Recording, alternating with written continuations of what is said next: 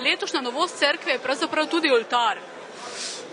Ja, zelo veseli smo, da smo letos uspeli v tako kratkem času, da pridemo do oltara, ker sicer oltar je umetniško delo in oltar pomeni dobesedno poleg zvonika srce cerkve.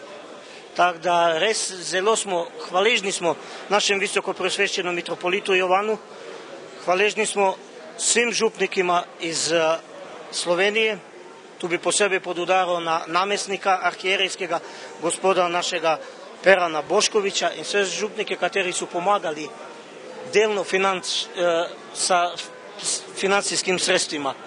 Del ikonostada je tako, ko sam vam omenil, plačala crkva, del ikon, katere tukaj vidite na tem ikonostasu, pa su verniki kupili sami sa svojim prilogima. Ampak kdo je pravzaprav to naredil? Ikonostas je narejen v Srbiji. Delan je cirka 8 do 9 mesecev.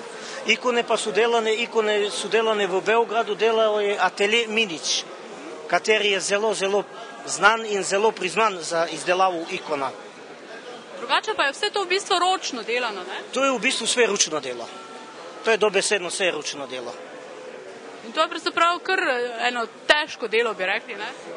Zelo težko delo je, zelo zahtevno je delo, veste, ker to je tudi odvisno je od drveta, od materijala. To mora biti posebej ekstra drvo materijal, mora pa biti posebej barve za te ikone, ker ikonu, ko tak gledate, kot je gledamo Mija 2, iz vsakega ugla morate imeti občutek, da ona vidi vas, tako da vi vidite nju. In mislim, da smo tudi, ne smem pozabiti, moram se zahvaliti temu gospodu Miniću iz Beograda, temu komatelje, kateri je naredil take lepe zlate ikone.